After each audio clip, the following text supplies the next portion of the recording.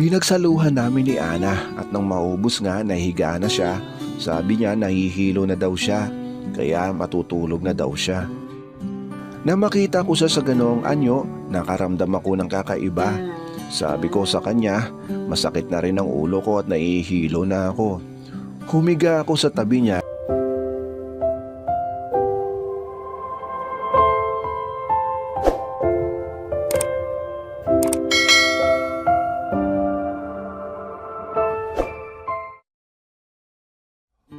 Sa buhay natin minsan may taong dumarating para magbigay kahulugan at magbigay saya sa ating puso.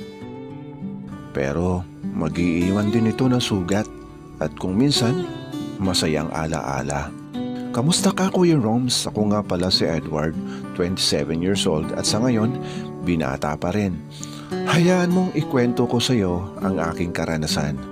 2 taon na lumipas, mag-isa akong naninirahan sa maliit na bahay dito sa Caloocan. Nasa squatters area ako. May taas at baba ang bahay ko, iniwan ito ng nanay ko sa akin. Magmula nang sumakabilang buhay siya, ang iba kong mga kapatid ay may kanya-kanya ng pamilya at nagbukod na ng bahay nila. Ako ang bunso at wala pa akong asawa. Pinauupahan ko ang 2 kwarto sa itaas, pero bakante ang isa dahil umalis na ang umuupa. Wala akong trabaho Kuya Roms, tanging ang pinapaupahan kong kwarto lamang ang aking pinagkakakitaan. Mahilig akong mag-inom ng alak, magsugal at iba pang mga bisyo. Ganyan ang buhay ko. Minsan, laman din ako ng barangay hall dahil madalas din na may galit sa akin. Nakikipagbasag ulo ko. Sabado, 3:00 ng hapon, habang nasa kwarto ako sa itaas, natanaw ko sa ibaba ang isang babae naghahanap ng mauupahan. Isang maganda, maputi at may kulay ash blonde ang buhok na hanggang leeg na bumagay ang build ng katawan na malaman sa cute niyang mukha. Na mapangiti ka kapag tumingin ka sa kanya dahil mukhang lagi siyang nakasmile sa medyo singkit niyang mga mata. Dali-dali akong bumaba para kausapin siya at ipaalam na may bakanteng kwarto pa sa loob. Pinapasok ko muna siya para hindi mainitan sa araw. Medyo nakaharap kasi sa west ang bahay ko, kaya kapag 3:00 ng hapon, nakatapat na sa araw. Kaagad kong sinabi na may bakante pa, 1 kwarto. Mukhang interesado siya dahil nagtanong ito kung magkano. Sabi ko 1,000. 1 month advance at 1 month deposit. Okay naman daw sa kanya pero wala pa siyang perang pan-down. Sabi ko, pwede ko naman i-reserve sa kanya kung gusto niya hanggang sa susunod na Sabado hanggat wala siyang pera. Kaya kinuha niya cellphone number ko. Iti-text daw niya ako kapag may pera na siya. Sinabi niya pangalan niya, siya daw si Annalyn. Ana na lang daw, 30 years old na siya. Hindi ako makapaniwala dahil ang itsura niya parang kaedad ko lang. Umalis na si Ana matapos din ako magpakilala. Habang naglalakad siya papalayo, tanaw ko magandang hubog ng kanyang katawan. Kinagabihan nag-text siya sa akin. Nasa kabilang kalye lamang daw siya namamasukan sa isang patahian.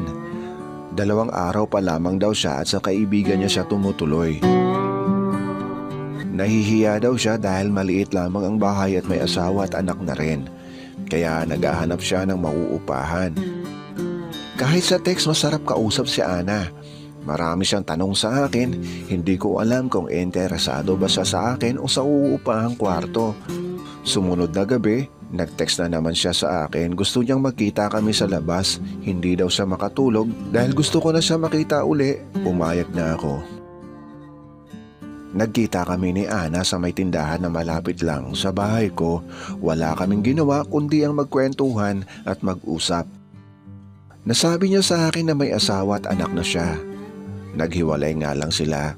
Nasabi ko rin na nagkaroon din ako ng ka-live-in dati pero naghiwalay din kami. Magmula noon hindi na ako tumingin pa sa ibang babae. Hindi ko maipaliwanag ang aking nararamdaman sa tuwing magkikita kami ni Ana Kuya Roms. Ang saya-saya ko. Pakiramdam ko, lumulutang ako sa ulap. Gabi-gabi kaming nagkikita ni Ana para mag-usap at magkwentuhan. Hanggang sumapit na ang araw ng Sabado, ang araw na pinag-usapan namin na uupahan niya ang isang kwarto sa itaas. Pero malungkot niya sinabing hindi pa sapat ang pera niya dahil nagpapadala daw siya sa anak niya. Sabi ko okay lang, i-reserve ko na lamang sa kanya. Pero ilang araw ang lumipas, hindi ko matiis na hindi siya makita. Kaya sabi ko pag-usapan na lamang namin ang tungkol sa bayad. Patitirahin ko na lang siya sa kabilang kwarto. Nahihiya si Ana pero dahil sa pangungulit ko, pumayag na rin siya. Tuwang-tuwa naman ako dahil makakasama ko na siya sa bahay. Unang gabi sa kwarto siya sa itaas na tulog at ako naman sa baba. Maaga siyang gumising para pumasok kinabukasan. Hinatid ko siya papasok sa trabaho. Nabibiro tuloy ako ng mga kumpare ko na ang ganda daw ang inuwi kong babae sa bahay. Kapag uuwi si Ana, sinusundo ko siya sa trabaho. Wala naman siyang reklamo sa ginagawa ko, kaya lihim akong natutuwa at sumasaya. Isang gabi, naalimpungatan ako dahil narinig ko na may kausap siya sa cellphone at pagkatapos narinig ko na umiiyak siya. Kaagad ko siyang kinatok para alamin kung bakit. Ang sabi lang niya sa akin, hindi daw siya makatulog. Naaalala daw niya ang dalawa niyang mga anak na nasa elementarya pa. Iniwan na lamang daw niya sa nanay niya. Naawa ako kay Ana hanggang sabi niya, gusto daw niya na mag-inom ng alak. Kaagad akong bumaba para bumili ng 2 bote na malaking beer. Pinagsaluhan namin ni Ana at nang maubos nga nahiga na siya. Sabi niya nahihilo na daw siya. Kaya matutulog na daw siya. Na makita ko siya sa ganoong anyo, nakaramdam ako ng kakaiba. Sabi ko sa kanya, masakit na rin ang ulo ko at nahihilo na ako. Humiga ako sa tabi niya at hindi naman siya tumanggi. Inoff ko ang ilaw at yumakap ako sa kanya.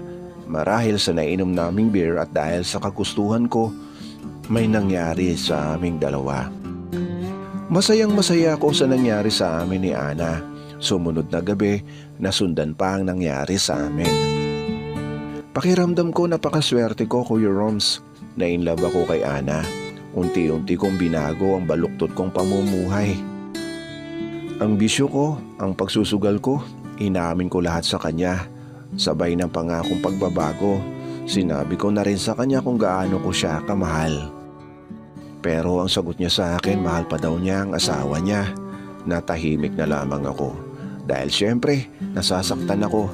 Kapag nakikita niyang ganito ako, lambing at yakap ang sagot niya sa akin. At kapag ganito na ang ginagawa niya, para na naman akong ice cream na naaarawan. Isang gabi, nagpaalam na sa akin si Ana.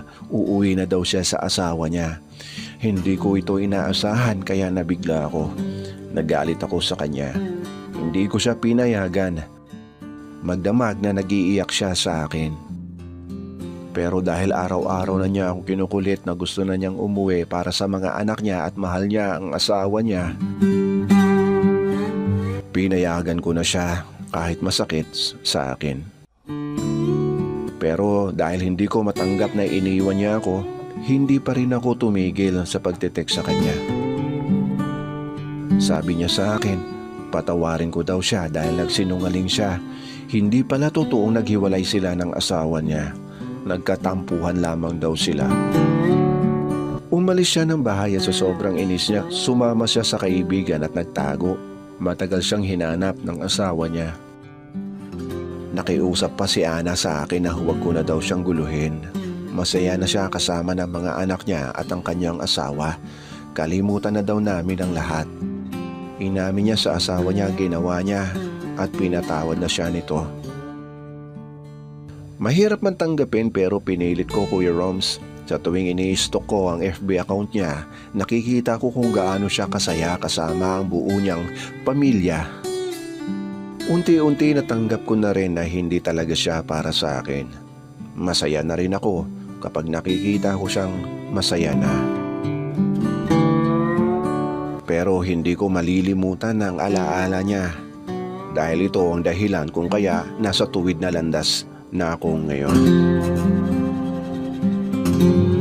Maraming salamat, Kuya Roms. Sana po ay lagi kayong nasa mabuti. Edward ng Caloocan.